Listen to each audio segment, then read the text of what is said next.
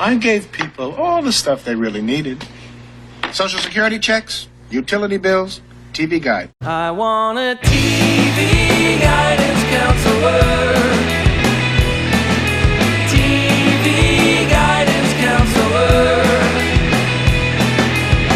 Staying up to watch all night, and everything's gonna be alright with my TV guidance counselor. Hey everybody, welcome to TV Guidance Counselor, and welcome to October-ish. When is it? Wednesday? It's October this week. We're in the fall, everybody. We're in the third season of 2025. We made it to here, so that's good.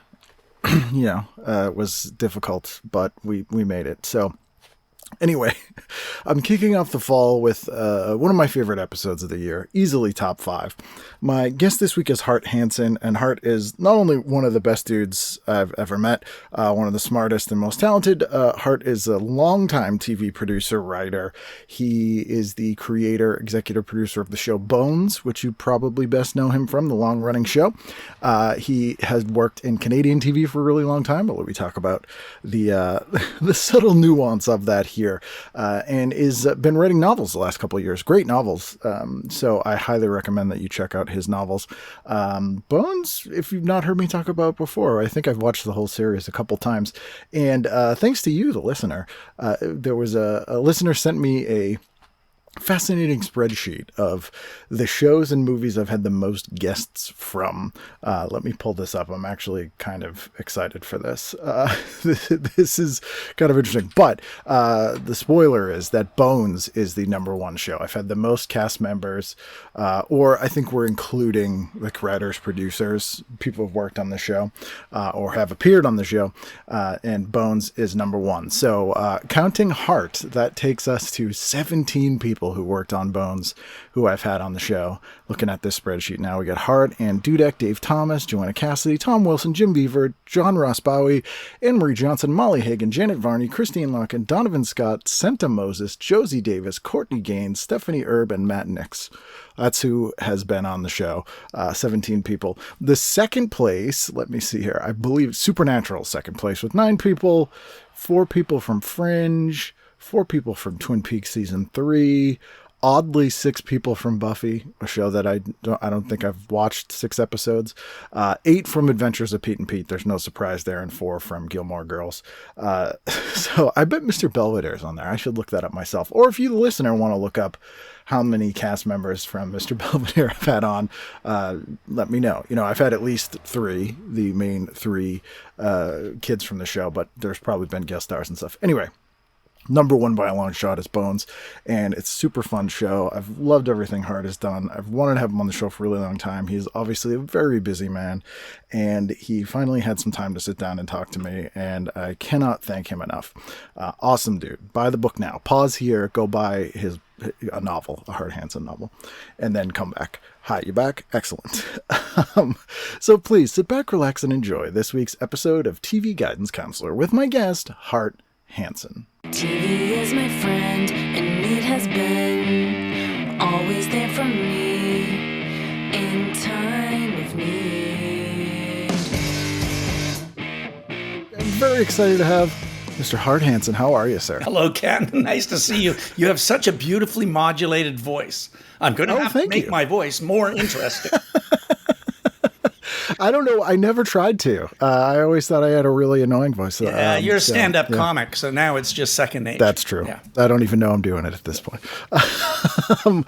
Also, I normally don't mention people's backgrounds, but you have a really cool drawing of a vintage dog drawing up on your wall that is just completely catching my eye. There? Yeah. This is a print that my grandmother gave my parents when I was born. Wow. And so I think it's from some old advertisement. That dog is looking at a bowl full of milk that he really wants, but there's a bee on the rim. Okay. So it's an ad for milk or bees or No, I've bee-free it's milk. always, I've had it my whole It's life. so cool. It's like the exact vintage of stuff that I like, which actually brings me to my first question: is that like you are American but grew up in Canada and started work in Canada, right? Which makes me think you had the bag milk up there. Yeah, we did have the bagged milk. It's the story I can tell now. My dad died, so I can tell the story. He utterly lied to me. I thought I was Canadian until within the last decade. I grew up Canadian. And then I found out. No, I was a landed immigrant in Canada. That's their version of a green card. But it was I'm coming to grips with it. But the people who know me well, it was like. I think it might be what it's like to find out you're adopted when you're an adult. It was terrible. It was terrible because I still think of myself as Canadian. I just am so Canadian. I've lived in several provinces. I started working in Canadian television. I was educated in Canada.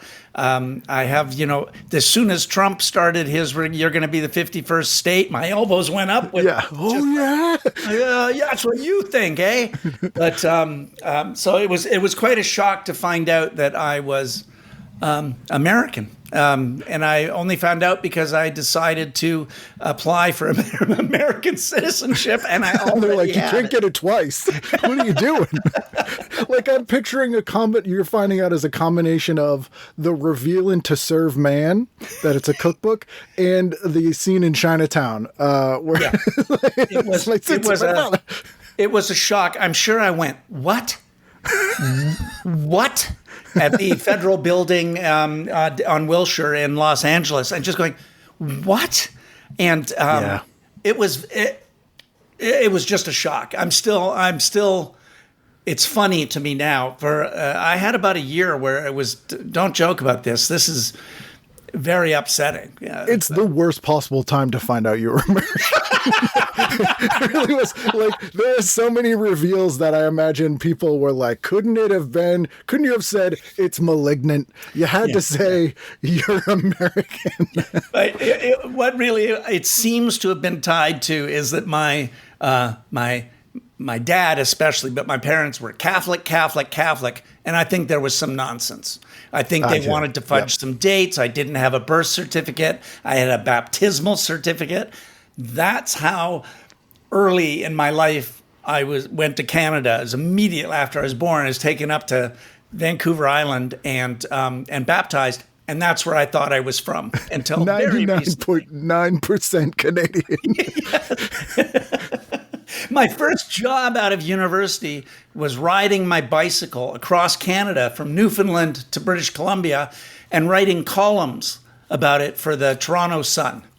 And, wow. And I thought, well, there's Terry Fox and there's me. Was that something you pitched, or were they like, you're like, I want to write here, and they're like, sure, here's what you're doing? No, I pitched it. I was desperate to find a job in, it was the early 80s, which was not a good time to be looking for work. I'm not going to complain given what people are up against now. But so I pitched it there were 3 newspapers in Toronto at that time. I went to the University of Toronto. So I just pitched this idea, and the Sunday Sun took me up on it. So they paid me, I think, $150 a week. And I took a summer, an entire 2.5 months, to ride my bicycle across Canada and write about it, because I thought that's what I'll be a journalist. Yeah, it's like on the road, like you're doing your Kerouac thing, Northern Kerouac thing. Yes. Did you just always want to be just a writer generally, or did you always want to work in like movie television kind of world? Movie television was quite far down the list of the types of writing I wanted to do. You have talked to a few people on your podcast who love show business. Yeah. We mentioned Dave Thomas. He loves show business. A ton of my friends who are writers, they just love show business. I felt that way about novels. I wanted to be a novelist, but I've told this story so my wife doesn't get mad at me anymore. But my girlfriend got pregnant, now my wife, mother of my children, and I thought, I I have to make some money. And imagine the mind of a guy who thought, oh, I know, I'll never make any money writing books, so I'll go into television.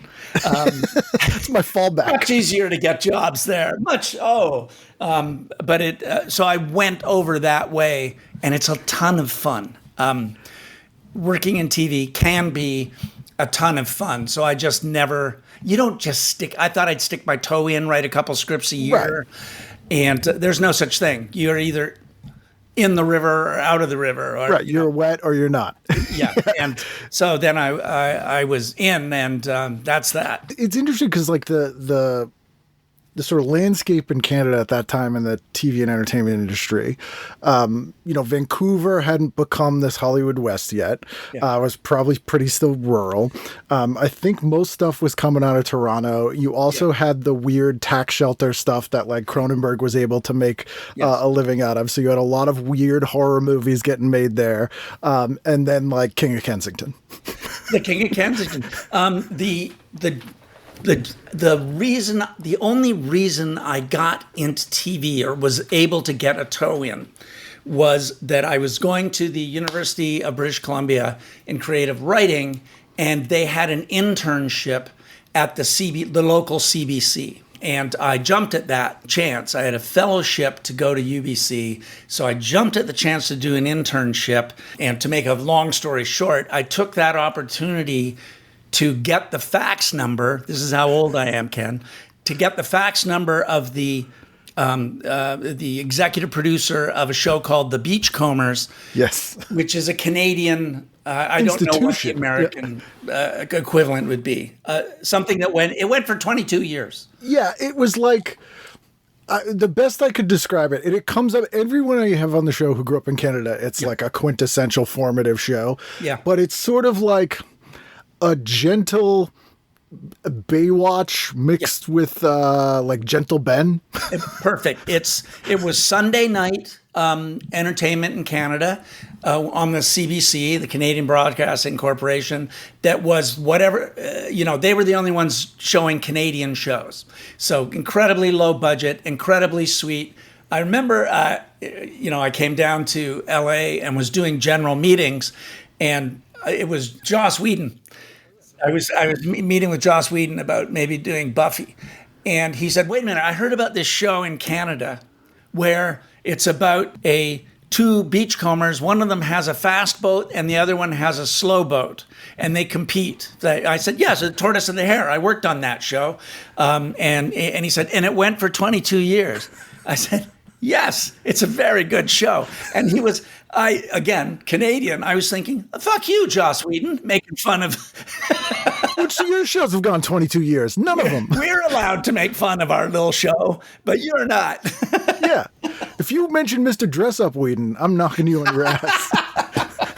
Yeah. So I found out that guy's, Brian McEwen was his name, and I just faxed in. I didn't know how anything worked. I didn't know about pitching. I didn't know anything. So I just faxed in ideas over and over again until he came and found me in the building.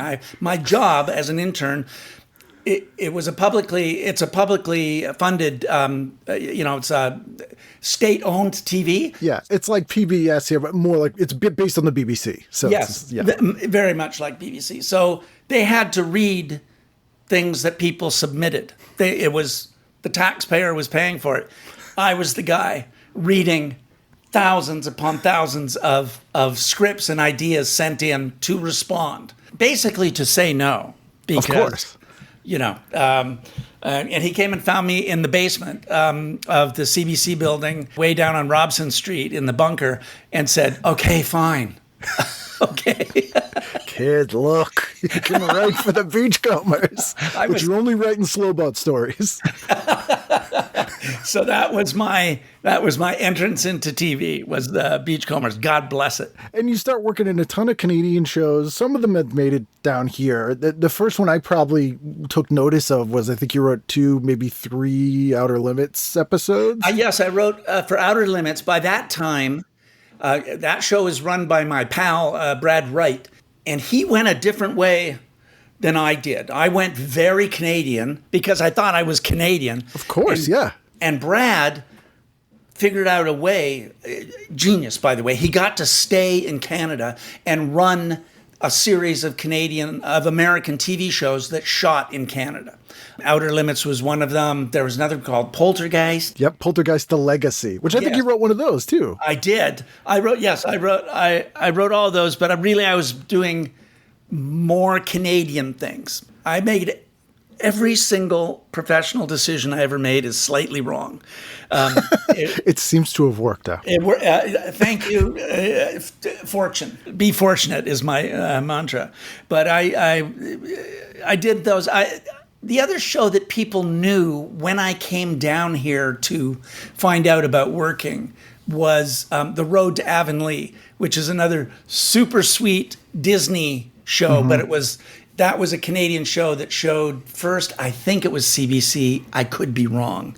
And people knew that show. But otherwise, I created and ran a show in Canada, won tons of the Canadian Emmys. No one gave a shit. It was called Traders.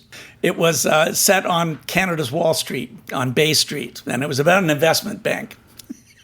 I've seen lower concepts that have been entertaining, so I would not write it off. This was not my idea, by the way. One of the global network. By this time, there were another 2 private networks in Canada, CBC, then the CTV, and Global. And Global needed a TV show. And I'd been around working on tons of Canadian hours, and they needed a Canadian show. And they had recently gone through an IPO, an initial public offering. And the executives there thought, wow, that was super interesting. We need a show in that it writes world. itself.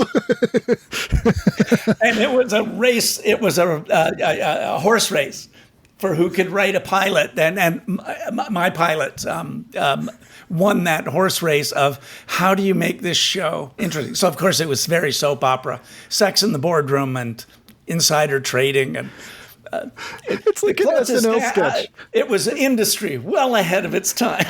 It's like an SNL sketch where someone's like, all right, Wall Street, cutthroat, let's do the Canadian version where everyone's kind of nice.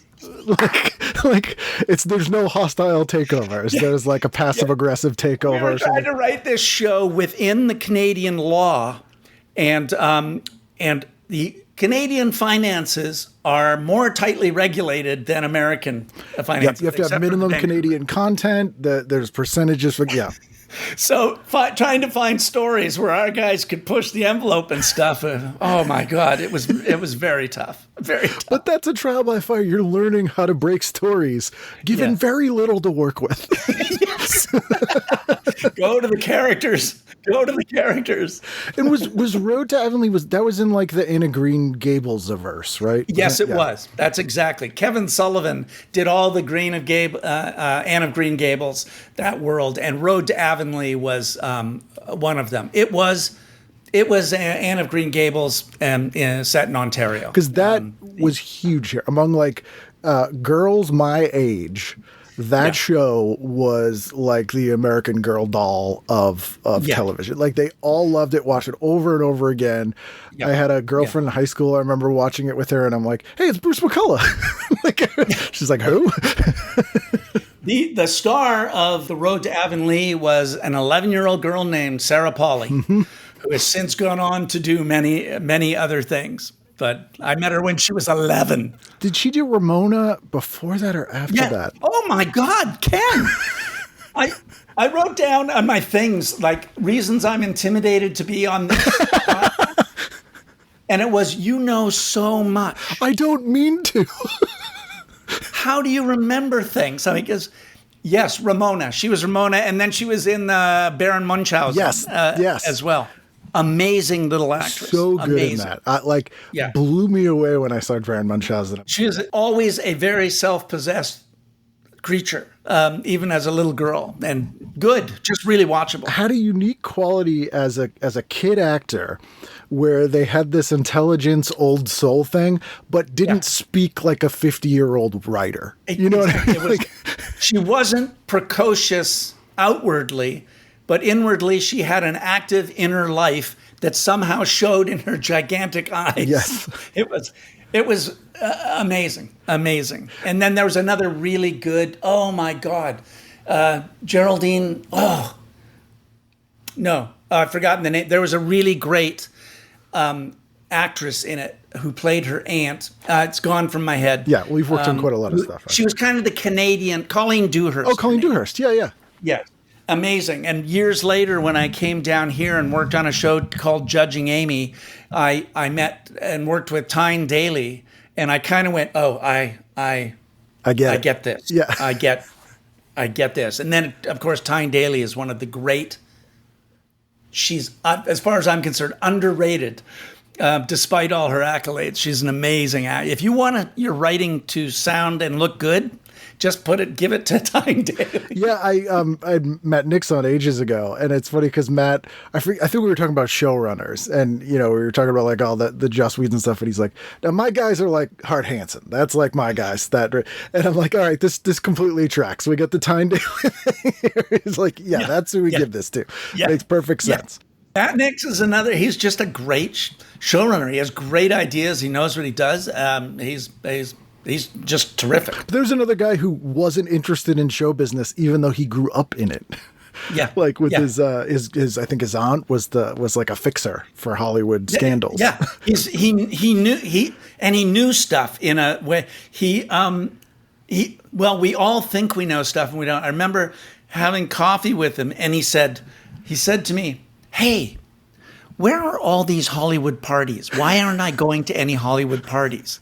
And it was like, okay, brother, either I suspect there's no such thing, but if there is, I'm not there either. And the third person there was David Shore, who created House and The Good Doctor. And like David said, I don't know where the parties are either. And Matt Nix was very perturbed that we didn't know where the great parties were that I guess he'd seen in movies and TV that never occurred to me that they were real. Yeah, these can't be real. Yeah, like I feel like you guys are all in that same, like I put you in that same sort of realm along with the Kings, are like this sort of very smart, have taken procedurals, which have been a genre forever, and managed to sort of evolve them into something much more interesting. And it's you're very kind. The Kings. Just everything they do is top notch, and they look like somebody's aunt and uncle. Yeah. I hope that's not insulting. It's true though, yeah. But they are so, Jesus, they're good. They're just. I think the previously on episode of The Good Fight, which I don't know if you saw. Yes. One of the best hours of television I've ever seen. Yes, network. Yes, they're doing network TV that is. Well, David Shore, my countryman, he's actually Canadian, is so good. He's very, very good at his work, and the Kings are very, very good at their work. Because it's, so you come down here, were you looking to break into the American market, or did they kind of call to you? Because that's usually what tends to happen, I've discovered. You kind of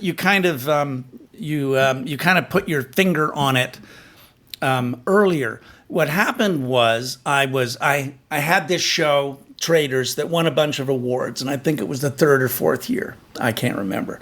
And we won the Emmy for Best Canadian Show, and it was high-class problems, but I was walking up to get the award for the fourth time, and I was just going, really? We're the best show. We're on against ER. That's when they put on their Canadian show up against ER. And we had approximately 1.2 to 1.4 million viewers. ER had 8 million in Canada.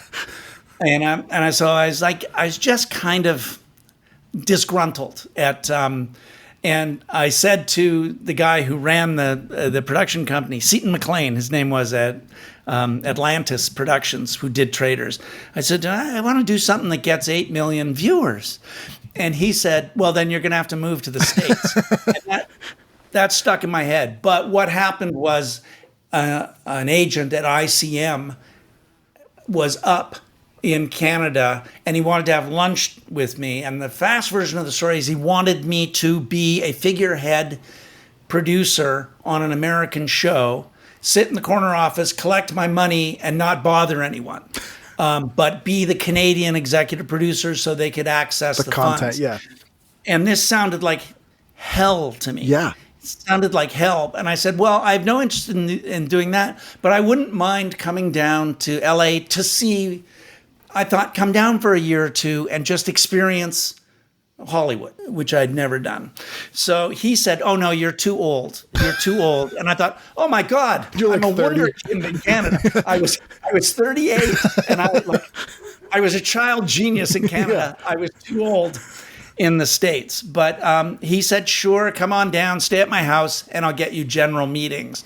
And that's when I had the meeting with Joss Whedon and various other people. And then I got hired. The show I got hired on was called Cupid. Rob Thomas had created it. Jeremy Piven was the lead on ABC because I loved it. Yeah, the first version, right? Because they brought that show back and remade their own show. Yeah, because it's a great idea. Yeah. And, it just, I got to meet everybody and it was fun. I was working in LA. I was living a rented place out in Malibu and just having a great time. It got canceled. And I'd said to, there were these two guys who were the executive producers. I said, how am I gonna, if this show gets canceled, how do I get another job? Literally, I don't know how this works. Right. And they said to me, if you can be was it co-exec? Yes. They said, if you can reach co-executive producer before you're 40, you'll probably work. And I had like about 6 months. And I was not a co-executive producer. I was just a producer on the show. And then there were a number of upsets and personnel changes before the show got canceled. And lo and behold, I was a co-executive producer. By the end of the show? By the end of the show. You need luck like this, You need luck. You got to deliver, though, when you get the opportunity. Like, if you weren't good at what you do, like, it wouldn't have stuck, Yeah, you have to be ready for your lightning bolt of good luck. Right. But you need the lightning bolt of good luck. Yes. If it had been a smooth show, that probably wouldn't have happened. And they were right. I got to be, next thing I knew, I had an overall deal at 20th, and life was good. And we never went home. You're still there. You're still waiting to go. Or I should say, we never went back to what I thought was my home country. You're in the home My dad country. was living there. It's the end of Planet of the Apes. It's the Earth the whole time. You blew it up. So true. So true. But like Cupid, Paula Marshall was amazing. Was on that, and I love Paula. Jesus, she's so Ken, good. how do you do that? I don't know. It's just like I couldn't tell you my family's names. But the show didn't do well ratings-wise, but was kind of a critical hit and I don't want to say cult hit because this is pre like tape trading and stuff, but like seemed to be popular among like executives liked it. Yeah, it was, in my opinion, which doesn't amount for anything. They should have they had a bona fide star in Jeremy Piven. He was amazing. I mean, people either love him or hate him. He was playing a difficult, prickly character, so it was perfect. You could love him or love to hate him. Both worked. And Rob Thomas is, he went on to create iZombie, Veronica Mars. Yep. Yeah. He's like, he's younger than me. I remember when I went to go talk to him, I thought, he's not going to want this old guy. At 38. We're much closer in age now that we're like in our 60s than when we were in our 30s. It's the slow boat and the fast boat. I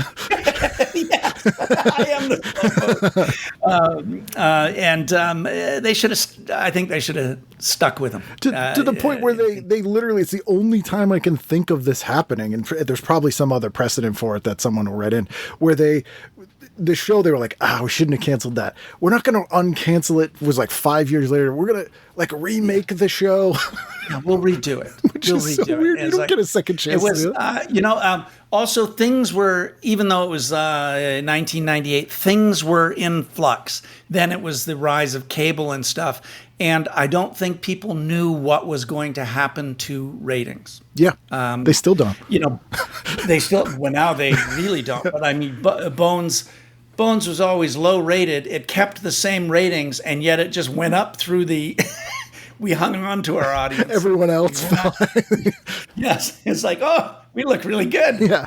Well, it's interesting because, and this comes up on the show often, is that era of that we're talking about here, sort of the late 90s to about 2010, is oddly a huge lost media era because everyone had TiVos or DVRs, which no one kept hard copies of anything. So, and a lot of those shows were made in a weird legal realm of like 8 different production companies and companies selling each other. So no one knows who owns what, and they don't re-air. And there's some huge shows from that era that are harder to find than like off-air tapes from shows from the 70s. You're so right. Just the other day, I was having a coffee with a former assistant of mine who's now a vice president at a production company, at a studio. And he told me, I'm sure I can't tell you what it is. He told me about his adventures tracing down who had the television rights to a huge IP, an IP that everyone knows, world famous IP. And, you know, maybe it would be a good thing to generate TV. And the fact that nobody knew who held the rights to that, he eventually found out the best approximation, but it was, it would be a great, almost a true business podcast. Yep, like he became determined, and he's undeniable. But I was completely shocked that something worth so much money, worth so much IP was a mystery. Yeah, I mean, I've seen it a million times. I have friends who work their like job full time at Paramount is to like go through warehouses and see what they own because they don't know. So like, because they just keep buying studios, and there was mergers and like that sort of corporate raider thing where the, you know, it's like buying storage lockers, except inside is like the rights to the Little Rascals and, you know, Hanna-Barbera's whole catalog. Yeah, it's amazing. I mean, it's surreal. It's very strange. I was told when I came down from Canada that the thing I wouldn't like about America was that everything was based on finances and ratings. And I wish that were true. Yes, finances and ratings matter, but so does some other like magic bullshit that you can't measure, of coolness maybe, or it's like the luck of the draw of who the decision maker is at that time, and of their like, well, I've never heard of that. And it's like, you've never heard of that? I am too much information. I really miss all those crazy, batshit, inconsistent, passionate people who would make decisions. I want to do that. Yep. Those people have slowly been replaced by AI and algorithms. It's Moneyball. It's that Moneyball thing. Like they take, Moneyball. They go, we need, like, I remember the first time I really got scared about the future of production and television was, I was trying to write scripts for stuff, and you know, to this day I've never had anything produced, but was doing some similar things, pitching stuff. And a friend of mine was writing the Sci-Fi Channel original movies, was writing some of those, you know, Sharknado type movies. Yeah. And he's like, well, let me get you the form. And I was like, what do you mean? And he goes, well, it's like a Mad Lib they give you. And I was like, what do you mean? He goes, well, what they did was the movie Dog Soldiers did really well on Sci-Fi Channel. So they went through and reverse engineered every beat in that movie. And so they give you essentially a template that says, call it whatever, it's some kind of monster, as long as you hit these beats, which are based around the commercial breaks, you know, like monster here, this hour here, and it's under this budget, we're cool with it. I was like, you can't. I mean, it worked for a while, but I was like, why? That's so. Ugh. Maybe the first template maker will work. Maybe the second, but pretty soon people can get bored. Yeah. A template, which they never factor in. Like another guy I know currently writes movies for like Lifetime Channel, and I don't know if you've tuned into Lifetime recently, but all their original movies are 80s slasher movies. Yeah, which is crazy. Yeah. So he worked in that world, but he turned in a script, and he was like, "Well, the third act's not great," and they're like, "Doesn't matter." And he's like, "What do you mean?" And they were like, don't structure this script in 3 acts. After the first hour, have the big thing happen there, because then the next hour they're already watching.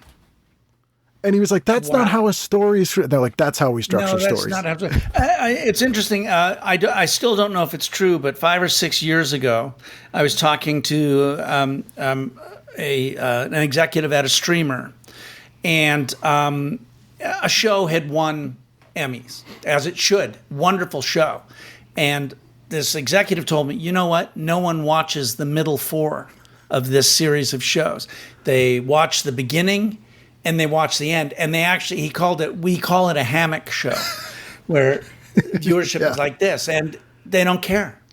They don't care. Well, their business model's so different. Like, I always explain to people, because they're like, well, I'm like, you could have a show on Netflix that every single person subscribed to Netflix watches, and it's a failure, because their business model's built around new people signing up to see that thing and forgetting they signed up. That's the only thing that makes them money. So, no, you're right. You're right. It's a problem for me and my natural storytelling, because, you could talk for hours about how you get a new audience on something, or you hold an audience. And I am better at holding an audience. If they used to say about Bones, if somebody watched 3 episodes, they were in. They were going to watch it. So you service an audience, but that is not how you get. Servicing an audience is not the same as bringing in new people. Right. And, it's, you'd think you'd want to keep what you, but it's not the same. Once we have them, it's no good. And that brings me to the brilliant thing about, I think the way that you approach television shows, and this is really difficult to do, and it's something I've talked about with a lot of people, is unlike a movie or a novel, you have to write a satisfying story with conclusions that also never ends, and you don't know when it will. Yeah. That's like the most terrifying writing prompt ever. Yeah. Yeah. But it used to be, when you're doing 22 to 24 episodes a year, that was the job. It was exactly what you just said, is to have a number of things in motion that for the people who tune in every week, and also you had to think of the people who tune in once every 3 weeks. So there had to be a contained.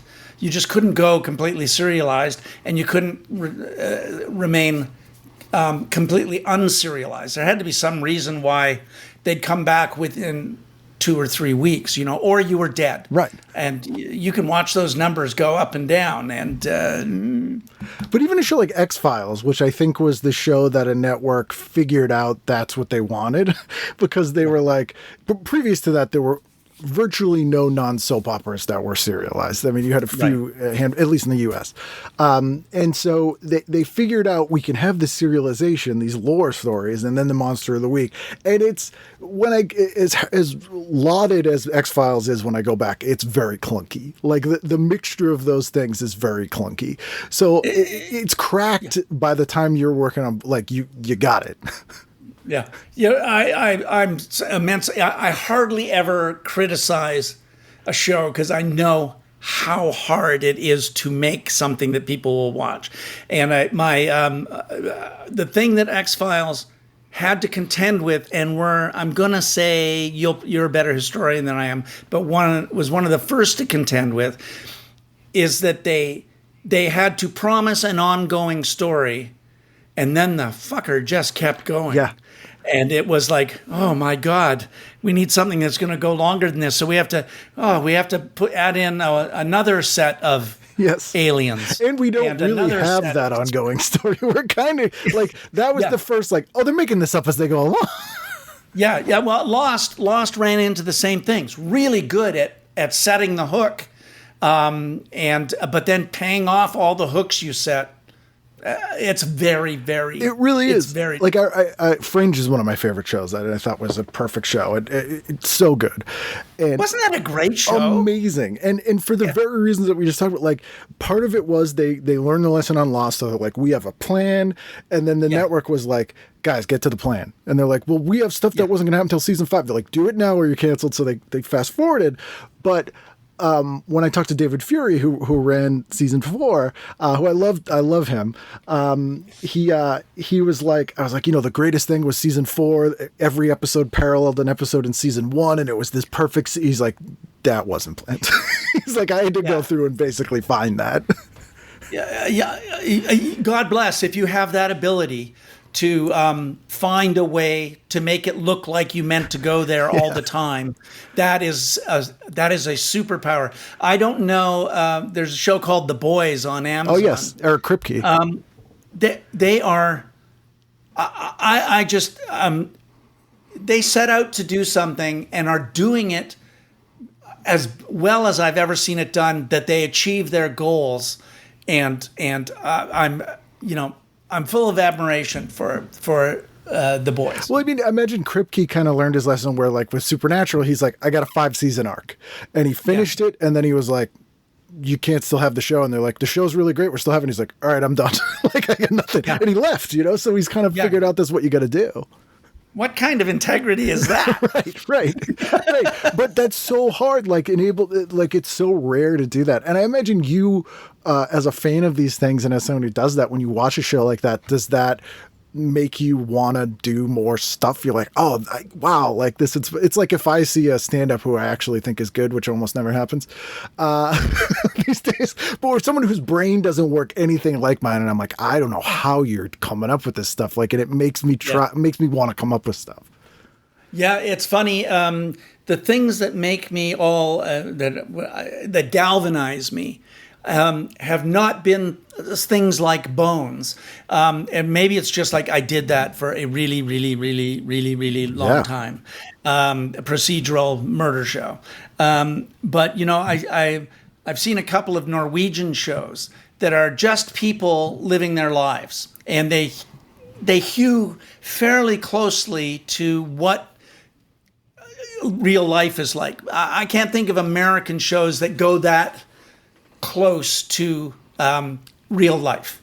I mean, of course, things have to be heightened. Right, high concept, everything here, where it's like, but those make me squishy for, I'd like to do that. But I don't see, you would have to do that within the American paradigm, which is, I've written a couple books and I'm turning one of them into a series now, the Seminarian. So I'm trying to do both. Right. But you're still doing like crime genre stuff in your novels, right? He's a private investigator. So there has to be stuff, but his life, I'm trying to steal from real life. Right. And meanwhile, he has to solve these cases, and we'll see if anyone will want to do that. I mean, there's an audience for that. I think people don't realize there is, but I don't know if you've ever seen a British show called The Royle Family.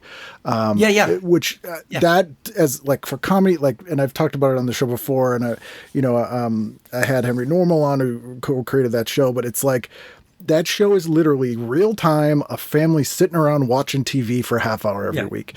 And if you describe it to someone, they're like, that sounds awful. And I'm like, you don't understand like the levels of humanity that go through this show. And the US remake of that was one of the worst things ever made. American adaptations of Brit ideas of course, All in the Family and The Office are outliers. Right. And the Americans really warmed those shows up in a way that I think is good. I'm thinking of many other Brit shows. We're going a bit off topic, but the British panel shows where a bunch of funny little game shows and stuff. The Americans can't find a way to do it. I suspect it has something to do with competition. Like the Brits are going to go, okay, we're going to make this show, even though we're trying to win. Mm-hmm. I'm going to set you up. You're going to set me up, and it's gentle and cheap. And the American versions just have not quite found. There's a aversion to gentleness in American TV. And it might be the reason that America exports more TV than anyone else. Probably. Maybe it could be true. But I see these one of my favorite shows of all time is this English show called Detectorists. It's about a couple of guys who have metal detectors. Yep. And they're going out to look for stuff. And you could not. I had an agent who said, "Stop telling people you like that." And it's like, oh no, I love it. You might as well get your stamp collection out and start showing it. I loved Northern Exposure with my whole heart because it was crazy. Yeah. And he said, "Stop tell people your favorite show is The X-Files." This is when I was looking for work. Right. As quit saying it's Homicide: Life on the Streets. That's not a hit. It's like, but it's so good. Fantastic though, but it should be. That's the thing. Yeah, it's so good. It's in the panel shows too. Like they did a U.S. version of Nevermind the Buzzcocks here on VH1, and it was Mark Maron was one of the captains, and it was terrible. And I think part of it is stand-ups in the UK are used in a way where they very rarely do stand-up on TV, but everyone knows them. So it's like, I know your sensibility, your sense of humor. I'd go see you do stand-up. They don't have to go, well, I need to see you actually do stand-up. Like, and the thing this is one of my massive pet peeves, and again, slightly off topic, but when a stand-up hosts SNL, or when a stand-up is on a late-night talk show, they always hold a fucking microphone. We're not going to know their stand-ups.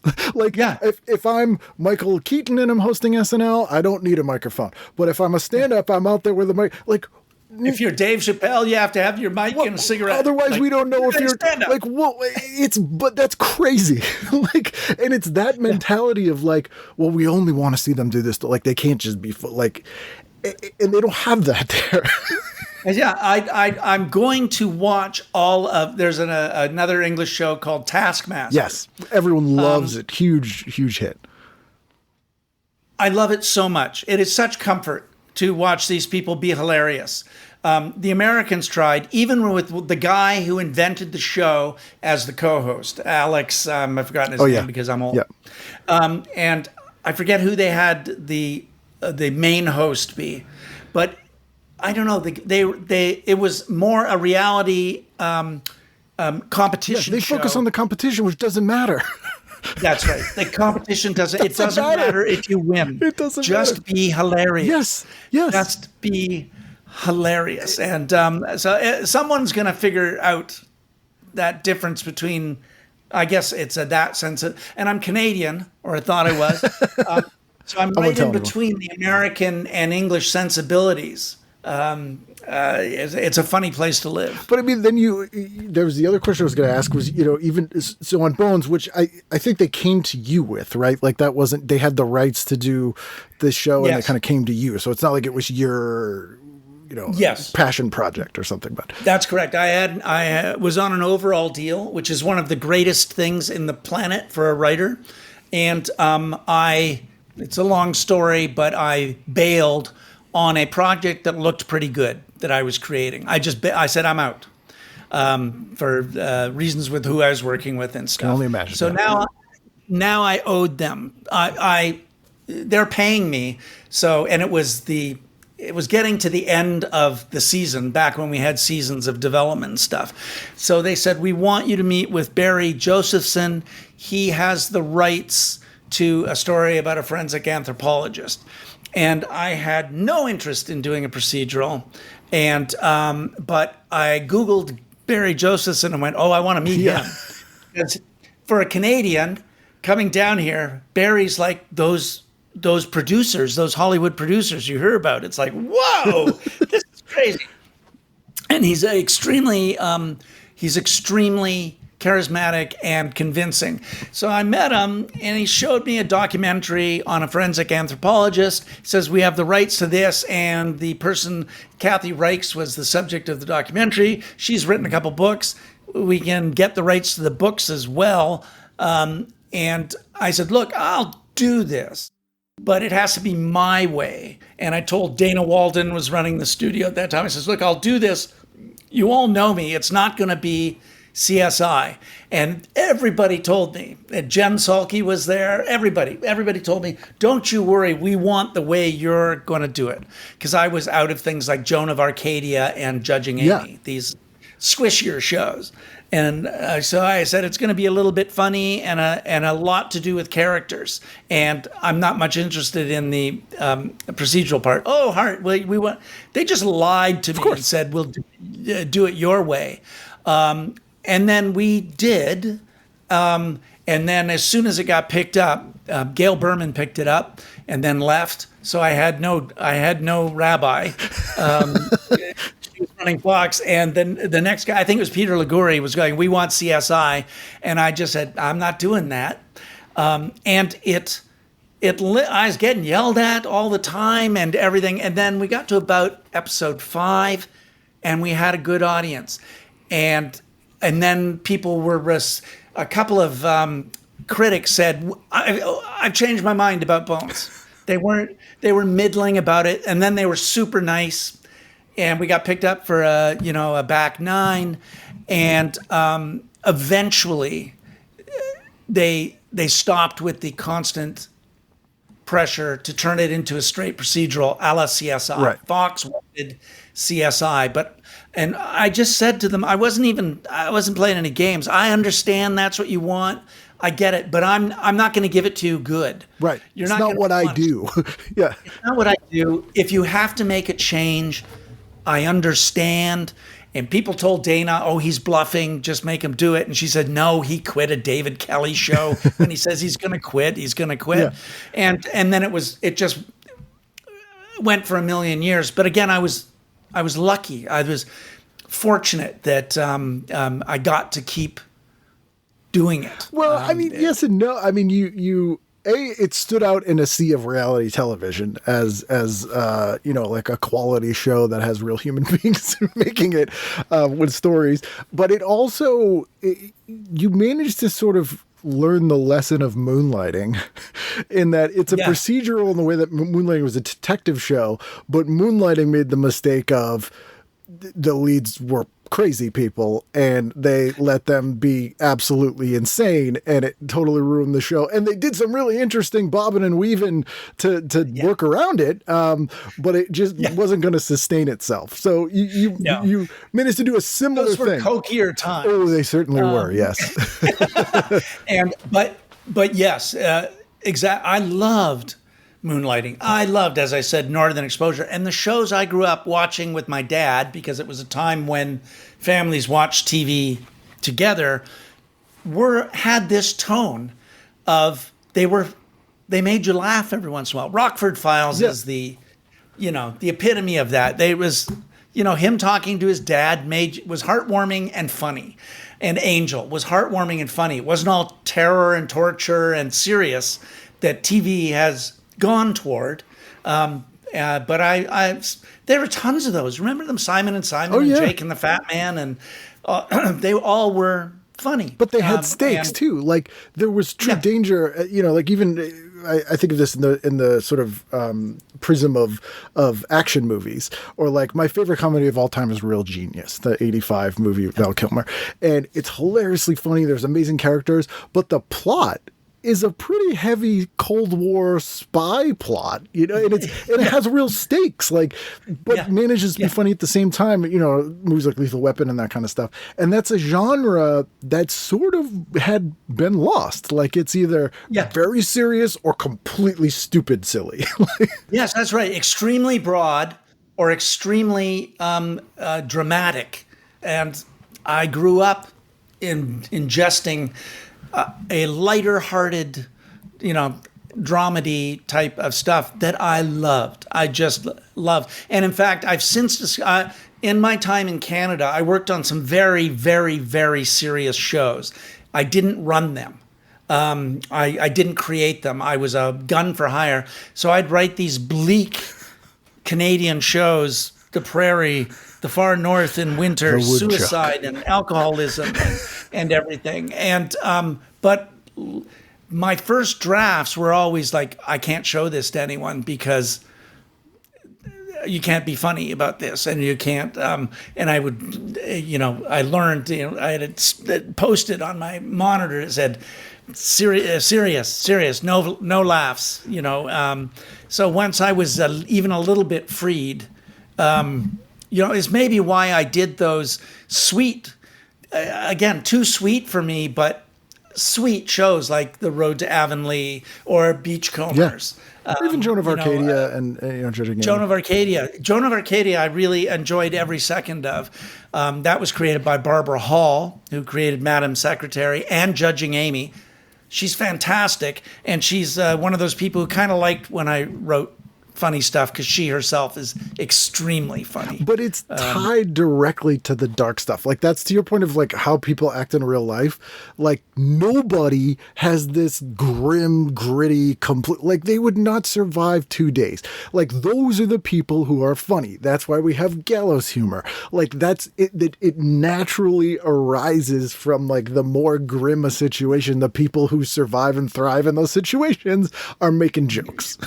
You couldn't be more right. I, like most TV writers of my generation, I have spent a ton of time with cops and coroners and in courts, and the black humor of detectives circling a body.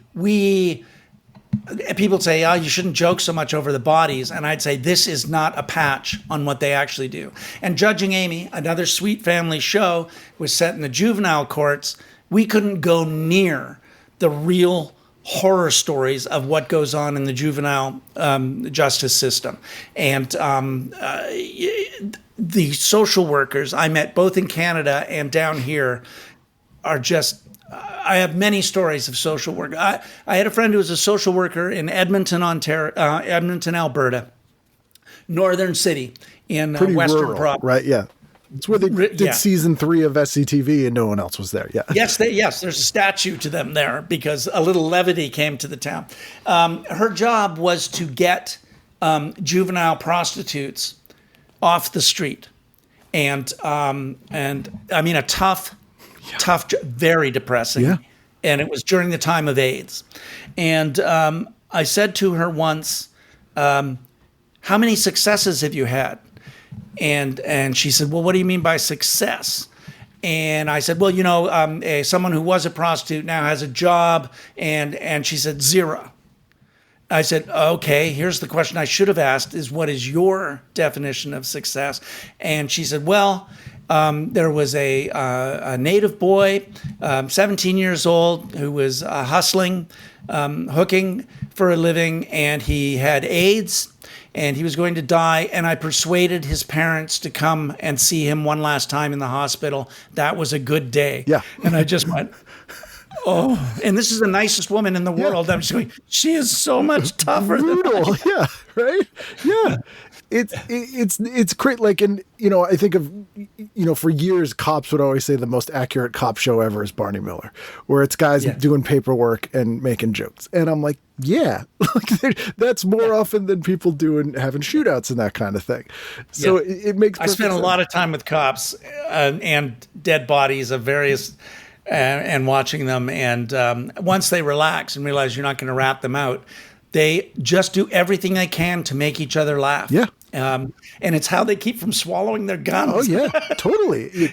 Absolutely. But people would be mad if they heard. The victims' families would be mad. Everyone would be mad. But they're not supposed to. Like, that's the thing. It's like they do that so that they can be appropriate with the people they need to be appropriate with. Like, it's bleeding the radiator, like it's very good analogy. You got to do it. And it's also, I don't know if this was written. This is a total ridiculous minutia, but a line that my wife and I always quote from Bones is, I forget the exact setup, but Boreanaz is either going like, oh, we're going to go get this guy, or he like caught some guy. And the guy's like, how did you find me? Or like, how are you going to find him? And he just goes, FBI, idiot.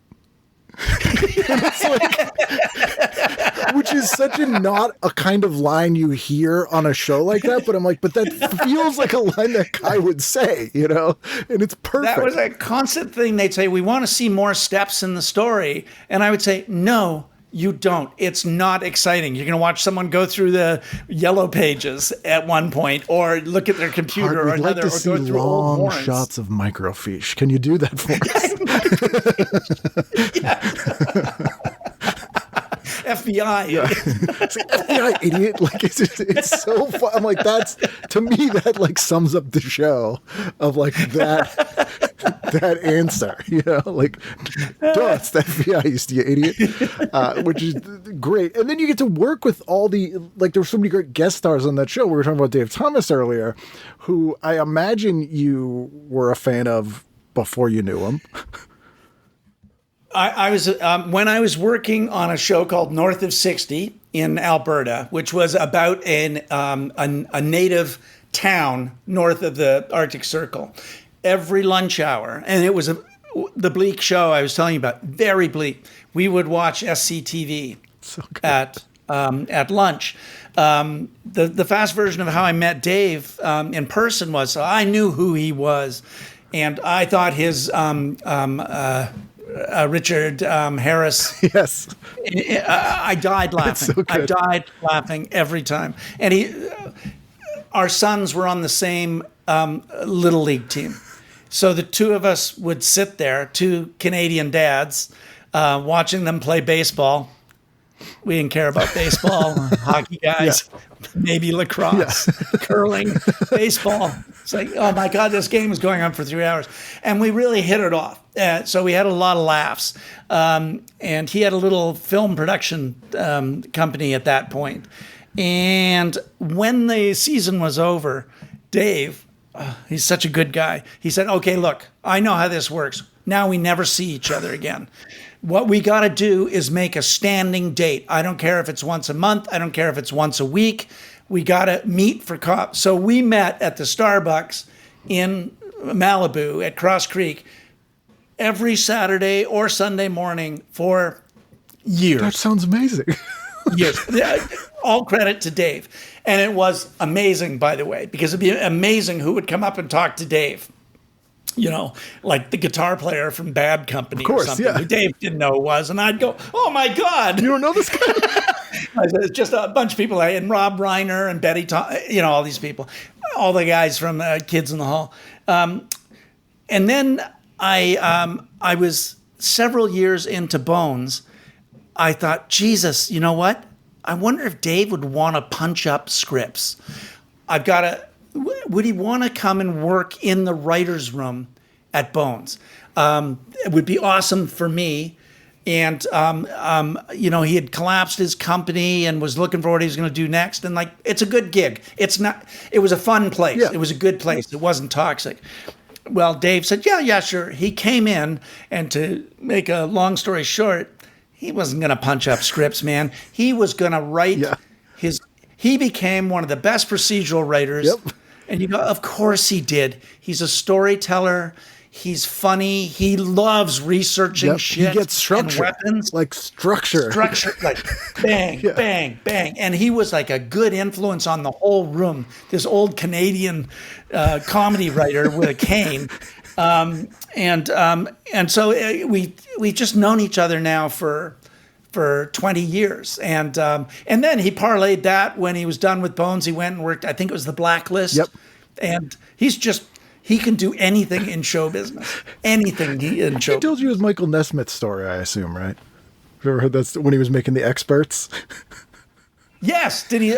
He pitched something to Michael Nesmith, and Michael Nesmith said, "That sounds terrible." They were on a plane. He never met Michael Nesmith, and he was like, "Oh, where are you going?" He's like, "Oh, I'm going to direct this movie." And I think Dave got hired after it was already in production or something. And so he's describing to Nesmith what this movie is about, and Nesmith is listening, and then he goes, "Well, that sounds like a pretty big piece of shit." That's all he said to him, and he's like, "I love this guy, and it's the only time I ever talked to him." And I'm like, "Wow, yeah." Dave is a lot of bang for the buck. Yeah, a lot of bang for the buck. I hardly recommend everyone getting to know Dave Thomas. If you can, go to the story. But you get him or Cyndi Lauper showing up, and were these people that the Dave one is kind of very natural, but did you seek out these people to work with on the show? Yeah. Once we were an established hit, I shamelessly used the show to meet some people I wanted to meet. And Billy Gibbons, I'm a bad guitar player. Same. And Billy Gibbons, I just think Billy Gibbons is, believe it or not, underrated when he was 19, Hendrix loved him. Yeah. Oh, ZZ And- Top guitar stuff is like insane. Amazing. Yeah. And you know, one of his best friends was Jeff Beck. And I'd had this idea from the beginning of the show that one of the characters, Angela, that her father was going to be a huge rock star and her mother was a groupie or a girlfriend or something, and that she didn't really want people to know who her dad was because everyone bugged him. So then we had this interesting conundrum. We wanted to cast someone where you didn't have to say, oh, look, it is Right. Mick Jagger from the Rolling Stones. It's, Roger Daltrey from The Who. To think of a rock star who is instantly identifiable without you saying who it is to a wide audience. So, you know, if you put Robert Plant on, there's a group of people who go, oh my God, that's Robert Plant. But it's generational and they might think, is that, there's very few of those Yeah. people that you just go. And I just thought, you know, nobody knows his name is Billy Gibbons, but they go, hey, ZZ Top. Yep. And he was, I can't tell you how gracious he was. He was totally into it. So he was playing himself. His name was never mentioned because Angela said, don't bring it up to my dad. And when he appeared, it was one of those shows that we tested. It was the first Christmas show. And everyone's family came to see them through glass because they were in quarantine. And he stepped into the frame and the group, the testing group just went, oh! That guy. Yeah. Oh, we got it right. That he's one of those very few people who you would instantly recognize, or at least know as a rock star. And not an actor, and not one of the, you know, all the musicians you named were actors with aspirations of, or musicians with aspirations of being an actor. You know, Roger Daltrey, Sting, you know, like all these, Mick Jagger. Yes. But like, not him. And it seems like he needed some convincing or something, but then he's really good. He's really good, and he just, like he said, I'm not really I wouldn't really go so far as to call myself an actor. And I said, you don't all just talk like that. Just talk like that. And then we found out, I mean, the first time he shows up, it's just visuals. It's just literally through glass and a music over it. So he just had to touch her hand and everything. And like she turns to everyone and says, okay, look, my dad is kind of famous. He hates it if you make a big deal out of it. So don't make a big deal out of it. And so he didn't have to talk. And then we found out he's super funny, of course, because he's a fucking star, man. And timing. He gets timing. Oh, my God. He's a musician. Yeah. And he's a star. And you can cast that. I have a few mantras I bore people. It's like, funny people can do anything. You want to break someone's heart? Have Robin Williams come in and do it, and or Dave Thomas, or, you know, you can. And the other is, stars are stars for a reason. You might not like them, but they are stars for a reason. They pull the worst star you can think of that you hate has something. There's a charisma. When you encounter those people in person too, it's weird. Yeah. Like you're like, and I saw Cyndi Lauper at a charity event where she just came out and sang, and it reminded me that her voice unbelievable is amazing. Yeah. And then her patter was hilarious. And she's interested in the occult. So we cast her as a Avalon Harmonia. And sometimes that's the name, by the way, that she puts on her dressing room now. It's her name from Bones. She was hugely popular from Bones. Yeah. And Billy said that a lot of the time that he was out in public, you know, and he always wears he was always Billy He's not Gibbons. in disguise ever. He's not in disguise. People would yell, hey, Bones, hey, Bones. And he says that was shocking to him. And I said, seriously? And he said, you realize that television audiences are huge. Yeah. Even the middling TV audiences are a huge number of people. So I shamelessly, it's like another show I did. I got John Fogerty to do the theme song because it's John Fogerty. Yeah. Yeah, because I was like, I wonder if he liked Vibes, that Cyndi Lauper movie with Jeff Goldblum, because she's a similar character and it's amazing. That movie's completely underrated with Peter Falk and her, and it's like, this is what she should have done more of this. Yeah, she's fun to watch. And by the way, 22 episodes, 24 episodes a year. In the middle, somebody comes in with enthusiasm and energy and wattage. It's so fun for the cast and crew. It's like it's better than getting a coffee truck to come. Is like Cyndi Lauper's on the stage yelling at David Boreanaz, "Don't pressure me!" in her Queen's. And he's in hysterics, It was a good idea, but it was shamelessly just so. Billy Gibbons gave me a Telecaster guitar. No big deal. It's like, oh my God, Billy Gibbons gave me a guitar. But it's true. And then to your point about comedians, like I always say, comedy's the one genre you can't fail and enjoy it. So I'm like, if a drama's bad, it's funny. If a horror movie's bad, it's funny. If a comedy's bad, it doesn't turn into a drama all of a sudden. It's just bad. So it has to be perfect. Yeah. We get a lot of credit on Bones for casting people for their first times. But again, it's fortune as much as anything else. Like Michael B. Jordan had his first TV show on Bones. And of course we're going to do that. We've been around forever. We've seen every actor in town. We brought back teen idols. Right. And we just, we really had to our casting people had to comb the bushes for everybody, and that was great. But we get credit for as though we're. I discovered him. I knew. I saw that. Yes. Yes. Yeah. But then because you have these running plots, and there's a few that kind of overlap. And clearly, you obviously didn't plan to go for as long as it did. So you kind of resolve some stuff and get some other stuff in. But how much of that was you wanting to do that? And how much of it was the network being like, you have to do that? Like when I talked to Matt, he's like, being a spy is not genetic. We don't need to have his, and then you got to have this thing in there. So like, was it a give and take with that stuff? I feel like enough time has gone by that we had serial killers. Yes. I fucking hate serial killers. I think they're a crutch. I think they don't exist. No, they're made up by people who wanted to write books. Like, it's not a real thing. Yes. This is not a real thing. Yes, there are some mass murderers, and of course there's been a few serial killers, but we know all their names. Yes.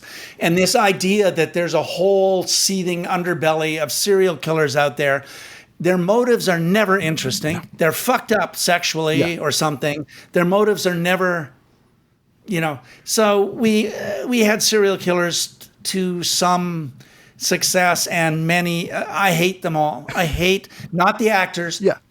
You do really well with what you have to do with them. Yeah. But those are, you try and figure out what you have to give the network. By the way, I'm not one of those people who think that networks are morons. They know what sells. They have a point of view. Yeah. I just fucking hate serial killers. And left to my own devices, we would never have had a serial killer at all. But so those are all network. Me buckling under as gracefully as I could to give so the network didn't say that guy never does anything we want. But you did the best it was best case scenario of them giving you something to have to do. Well, you try. You try. I still don't. I still. The sort of the Hannibal Lecter thing. Of like, and they know every move, and he's messing with. I'm like, that's not a thing. That's not a thing. And this is a total soapbox for me, but like Manhunter is my favorite of all the Lecter movies, and it's one of my favorite movies. And I'm like, because is that the first one, with Brian Cox as Lecter, terrifying. Because he seems like he could beat the shit out of you.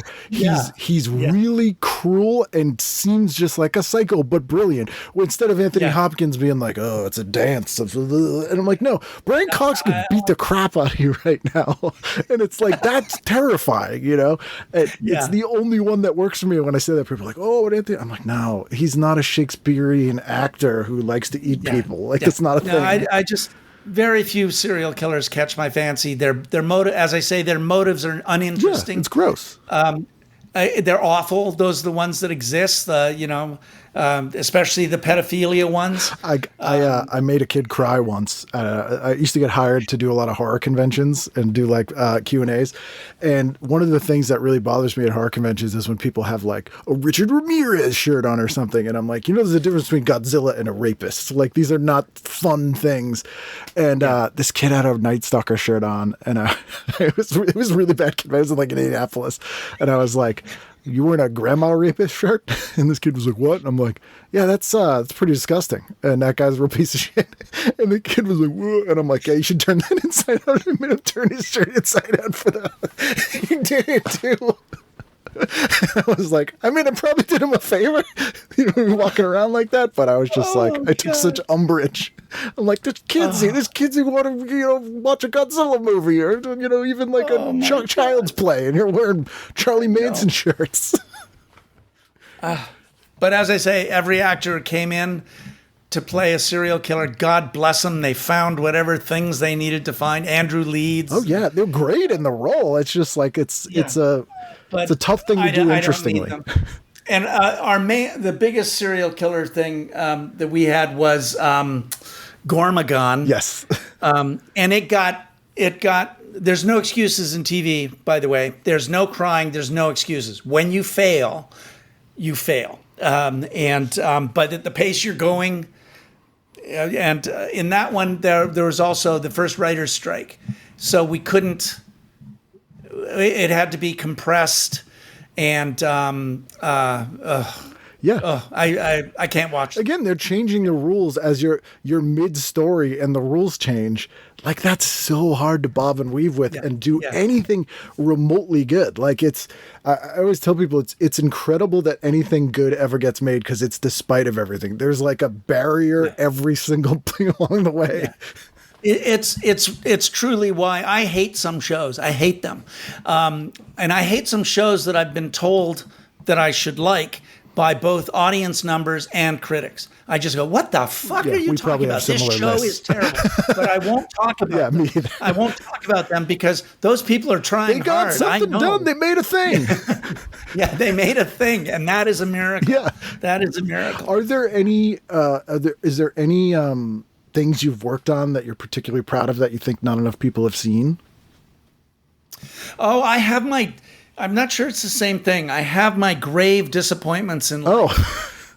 I there was a show called The Finder, a spin-off from Bones, starring Jeff Stultz. Michael Clark Duncan was in it. He unfortunately died. And I think I disagree with the network. I think they should have given us a back nine and a second season, because the numbers were going up, and we were catching our the wave of what the show could be. But and I understand this, as Kevin Riley was the head of the network. He wanted Fox to be cooler and darker, and Bones is sunny and not cool, and The Finder was also right in the pocket of what you were talking about, a funny procedural. And Jeff was like an all-American, I still talk to Jeff all the time, and every time I see his name, I feel a pang that you let him down. He deserved better. He deserved better, and he can blame me or he can blame the network, but he deserved better. And my wife Bridget, and I actually watched The Finder again after COVID, just to see, because I can't watch my stuff because all I see is bad for a long time. You need to be removed enough from it. And I thought, I think there's a show here. But Michael Clark Duncan died, and we didn't get, so that's heartbreaking. And I had another show with Rainn Wilson as the lead, which was more problematic. So I can't be as shirty about it not going. I have many excuses, and so does Rainn. Once again, it was forced upon Kevin, and CBS had it first. Then there was a fight. Les Moonves was there. There's a fight, and then it got put on Kevin. He did not order it. He was told by people farther up, you have to put this show on. And so he didn't like it. It's collateral And damage you sometimes get between other people's arguments. Yes. Yes. And so we never had a good kick at the can with that. And I quite like that show. And once again, I'm friends with Rainn, and every time his name pops up, I go, fuck.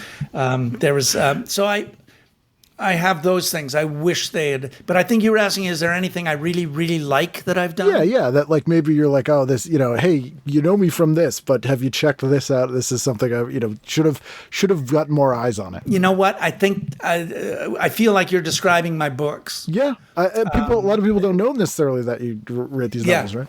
Yeah. I really would like more eyeballs to see my 2 books. And if, the Seminarian's in development, if it turns into a show, then that's the best ad for a book you could possibly have. And the book before that was in development at Netflix for a long time. It didn't get picked up, but it's like, oh, please, I wish people would. I would like that show to have been seen. I would like the Seminarian show to be seen. If people like the tone of the stuff you do, the books are in keeping. Like it doesn't feel like you trying to make a TV show like a novelization. It's its own thing, but it's still the same vibe. I really wasn't. People say you're so smart to create your own IP. And I go, well, good for me. Yes, that was my plan all along. That was my plan all along. So, I wish people would see those. I'm sure there are things. Yeah, there are things. But see, the brilliant thing about those shows is you sort of have made sort of Trojan horse shows, which are always my favorite kind of thing, where, you're selling it as one thing, but giving the person something else, but it's something better that you're like, I know what you're telling me you want, but this is really what you're looking for. Oh my God. Thank you for that really nice way of saying it. It's absolutely accurate. The trouble with things like that is they sometimes don't work, or they sometimes don't find an audience. And it's not I'm old hand. I know what a straight, a fastball down the middle is in a TV show. It doesn't mean that it's going to go, but it really ups the chances. Mm-hmm. And I'm constantly doing things that are curveballs and the rest of it. It's my own fault, especially after Bones, by the way. Bones made me financially comfortable. So it's different. You do things differently when you're not trying to put food on the table. Things you want to do rather than have to do. Yeah. Well, I thank you so much for doing this. I know you're super busy, and I appreciate you taking the time. Like I said, I've wanted to have you on for a long time, and this has been great. I really, really appreciate it. I so appreciate your patience in getting me on this podcast. I would have given up on me 2 years ago. Never give up. You're the nicest guy, and I love the podcast. There are so many of them. I know, it's too many. I gotta get a new hobby. You're just like, holy crap! Did you invent podcasts? Not quite. It's been a while, but if I did, I wouldn't be losing money every week. It was my great pleasure to talk to you, and thanks for not making me sound stupid to myself. We'll see how the podcast No, not at all. Not at all. You sound brilliant, and I'm also gonna redub your whole voice. Okay.